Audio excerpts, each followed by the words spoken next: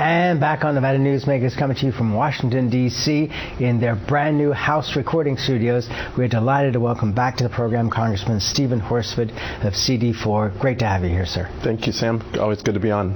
So you are now chair of the Congressional Black Caucus. What does that mean to you?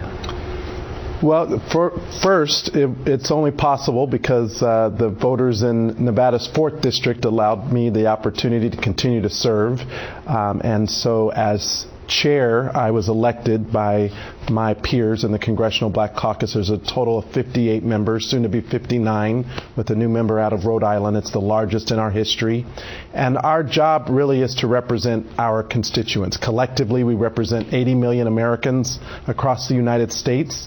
Not just black Americans, but people who are concerned about issues around health care, jobs, the economy, how we create opportunity that's equitable, that lifts every community and doesn't leave anyone behind. We're known as the conscience of the Congress, in that we do advocate for issues like voting rights and social justice, environmental justice issues. And I'm really honored to be able to lead the caucus this year, particularly at a time when democracy, voting rights, the institutions like our schools and the courts are under attack. It's an important role because it's an important moment to protect these fundamental freedoms. Okay, so your thoughts on voter integrity.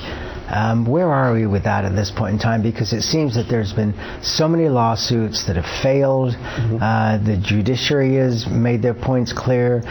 District attorneys, sheriffs all across the country have said that these elections have been fair. I mean, there's always going to be a certain percentage of fraud. It happens out of a country of 330 million people. You're going to have issues, but not to the extent to change elections. How do we lay confidence for people to know that when they go to vote, in whichever manner they vote, that their vote is going to count? Well, first, it starts with reauthorizing the Voting Rights Act. I didn't know when I first came into Congress, some laws are not permanent, and the voting rights law has to be reauthorized every so many years. And this is the first time in 40 years, in fact, Republicans have not worked with Democrats to reauthorize something that was first signed in the law by a Republican president and has been over those 40 years. So actually this week we will be reintroducing the John R. Lewis Voting Rights Enhancement Act. This is a bill that codifies the cornerstones of the voting rights, which essentially just ensures that we have integrity. And as you indicated, really there is not election fraud. What we have is election suppression of voters not being able to be heard because of barriers that are put up in some states, challenging of voters in some states, telling people they can't drink water in lines, or you can't pass out water in lines to voters. Those are the types of things that we have to codify through the John R. Lewis Voting Rights Advancement Act. And where do you feel you are with this at this point? Well, last Congress we passed it 3 times in the House. Unfortunately, the Senate did not because of the filibuster. And so we are making another attempt. Why? Because this is not a partisan issue. It shouldn't be, in fact. Voting is an institution for all of us, regardless of party, regardless of you're a Democrat, Republican, or Independent. All of us should be able to have our voices heard. All of us should have our votes counted, and all of us should feel confident that those votes will be certified and not challenged like they were in the last presidential election. What are your thoughts on the whole concept of voter ID? Because, you know, as you well know, the argument is that for everything in life, you need an ID. And there are people like me that say that if you don't have an ID, I am more than willing to pay additional taxes to make sure that everybody who wants to vote and doesn't have an ID can get an ID no matter what their income level is. How do you feel about it? Well, the issue is you have states that are very abusive, in my view, in how they apply this standard. For example, why is it not okay for a student to use a college ID as proof but someone can use their hunting license or their fishing license as proof. Where's the sense in that? So we've got to have standards across the board, particularly for federal elections, which is our role. Sure. Yes, states have a role in setting their own standards, but for federal elections, for Congress, for Senate, and for the President, those standards should apply across the board. And the other thing, Sam, is, look, we have an issue in our country where not everyone participates to begin with. So my argument would be, before we create new barriers to civic participation, let's open up the process so that more people feel welcome to have their voice heard. It's the cornerstone of democracy, is having a voting system that's fair, that's free, and that's open to every eligible voter. Let's change topics a little bit. Something that surprised me and in a way pleased me was in learning that this year you no longer had to go through an incredible security process to be able to get into the people's houses here, both the House of Representatives and the Senate. But at the same time, my thought was, well, what we went through on January 6th was of such great concern that it kind of surprised me that security had appeared to be at least relaxed. And there are some that have said that, you know, during January 6th there were people who are actually members of the houses who were helping get people into these two buildings. What are your concerns about the security levels that are currently in place, if any? Well, what happened on January 6th was not just an attack on the U.S. Capitol building. It was an insurrection against our democracy, which again is about having people's votes counted and certified, and literally the attempt to overturn and overthrow that process, and to put members, including at that time the former vice president, in danger, and potentially causing death and injury, which we did see with Capitol police officers. So it's very serious. Yes, there have been new security standards that have been in place by the U.S. Capitol Police, by the Sergeant of Arms. We've been briefed as members. But it is important that this institution be made open to the people. We are the people's house. In the House, we are the people's house. And I do believe that those who travel here from throughout the country should be able to see their government. They should be able to meet with their representatives. Yes, there should be certain protocols put into place to keep our staff safe, to keep members safe, to keep the public safe. But that's true everywhere across the country. Why is it only an issue of public safety here and not in communities that are dealing with gun violence or police brutality or anti-Semitism and anti-Asian hate? We need every community to be safe, and the U.S. Capitol should be no exception. All right, let's take a break. We'll come back more with Congressman Stephen Horsford after this timeout. And back on Nevada Newsmakers, coming to you from Washington, D.C. We continue our conversation with Congressman Stephen Horsford of CD4. There's an eviction crisis growing in Nevada. With the end of the pandemic-era tenant protection laws and federal eviction moratorium, evictions are up over 170% from where they were before the pandemic. In August, you sat in on an eviction court proceeding in North Las Vegas to see the issue firsthand. What were your key takeaways on this? A lot of anxiety on behalf of tenants who, sometimes due to no fault of their own, were unable to pay, and because of that were at risk of being evicted from their home. And I thought it was important as their representative to sit through a court proceeding to observe what the process is, what they have to go through, what the barriers are for the judge, and the limitations that they have in being able to provide relief. To hear from the landlord's perspective, because many of them come to represent their view, because sure, they've got challenges in paying the mortgage if someone's not paying the rent. But the unfortunate part is there were solutions that were offered during the legislature. They passed the legislature but were vetoed by the governor. And the effect of that now is there's fewer options available to Nevadans. And at a time when we're recovering from the pandemic, when our economy is finally getting back on track, people are still trying to get on their feet. And look, I heard from veterans who were in that courtroom. I saw disabled seniors. I saw pregnant women with children in the courtroom.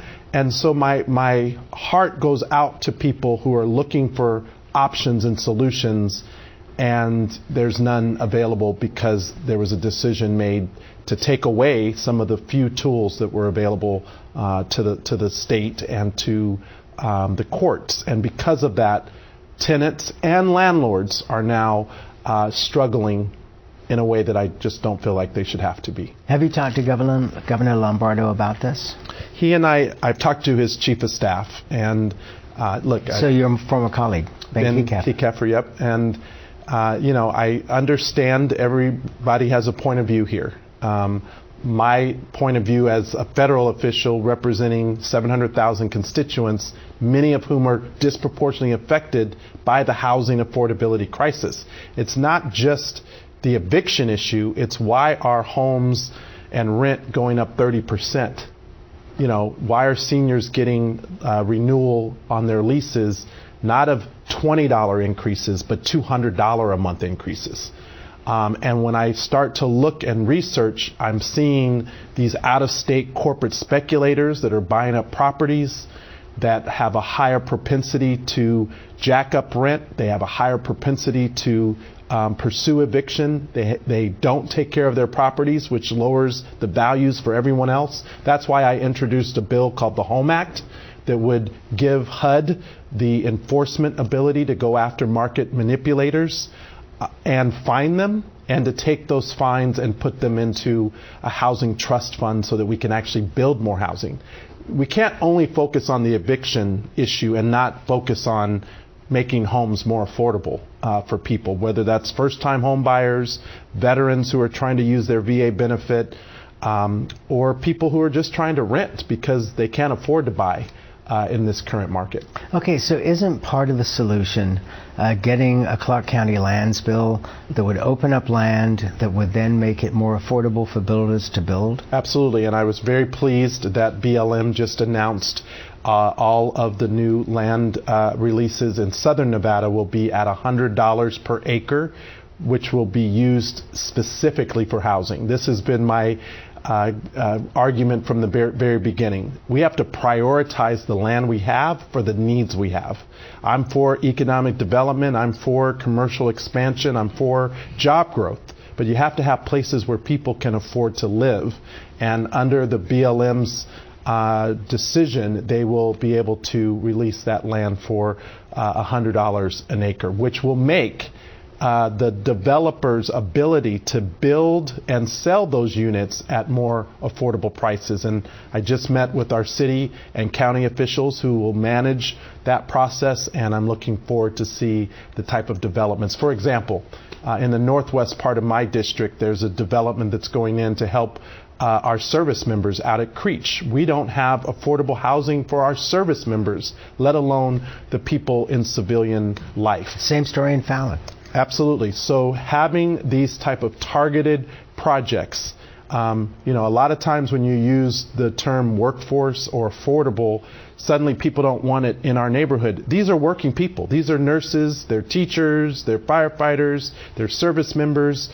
They're our neighbors, and we need to make sure that we have housing available throughout our community, not segregated in just certain neighborhoods. Okay, so what did you make of the change in name for Nevada State University? I supported it. I think President Pollard and the students at Nevada State University made a very compelling case. She's amazing. She's incredible, and I'm very pleased at the work that they've done. Look, it's a 4-year degree granting institution. I was in the state legislature when we approved the first money to establish that school. But the idea was always to create more opportunities for Nevada students to go to college, to be able to afford college. I was a first-generation college student. I attended and graduated from the University of Nevada, Reno, but when I went to school, we only had 2 options. for a 4-year degree, UNR and UNLV. Now we have 3 and more that are continuing to grow, as well as our community college system. And so I believe in creating more opportunities, and I think Nevada State University, especially with their emphasis around nursing, right, around education, especially early childhood education, the focus around helping matriculate students from the community college into the Nevada State University system. This is how we create opportunities for the next generation. More with Congressman Stephen Horsford. And back on Nevada Newsmakers in the brand new house studios here. This is the first day that they've used them for taping shows, and ours was actually one of the first being taped here. So it's a pleasure to be here with Congressman Stephen Horsford as CD4. Lithium, huge deal in Nevada. We got Thacker Pass up near Winnemucca, but in your district is Ioneer. Yep. Your thoughts on they're finally making it forward? Hey. I've been to the site in just outside of Tonopah. I supported the project along the way. I'm glad that they were able to work through some of the environmental considerations in partnership with the University of Nevada, Reno, and the School of Mines there. But look, this is an opportunity. We cannot get to electric vehicles and the goals of zero carbon emissions if we don't have the resource for the electric vehicles, which is lithium. And we have more lithium ore resources in Nevada than most other places in the United States, in fact, around the world. Yeah, they say that Thacker Pass, for example, is the largest deposit in the world. And so these are the types of projects that are important. You know, I know there are other considerations with Thacker Pass, and I've monitored that issue. It's outside my district, so I'm, working in consultation with Congressman Amedee and the senators. But for Ioneer, this is about creating economic development outside of Tonopah, jobs. We really want to see the reprocessing of the lithium close to or around that community, so that not only are we mining it, but we're processing it. We've got to address other critical needs, including housing in rural Nevada, education, and workforce, because the people who are going to be working at that facility are going to need to be trained, and I pushed Ioneer to make sure that those investments are local. One of the most remarkable things about being in Nevada at this point in time is that the whole state, in a good way, is on fire. I mean, between Tesla in the north and Ioneer and Thacker Pass and the developments on the Strip, we've got Formula One coming up. You've got the Ivanpah Airport that is going to be a $12 billion investment just based on a 2019 number that Commissioner Gibson gave me. Have you ever seen anything like this in your professional career? Well, I grew up in Nevada, so I've seen a lot of changes, and I am for economic expansion. I'm for growth. I believe in job creation, but I'd always have an emphasis on how are these projects benefiting our local communities, and how are we ensuring that the infrastructure, and I mean all of our infrastructure, from not just the roads and bridges, but broadband and housing and healthcare and our schools, which we hear constantly about the concerns from parents about the ability for our schools to keep up. So yes, every one of these projects are good overall for our economy, but we still have to be laser focused on how it affects and how it benefits local people.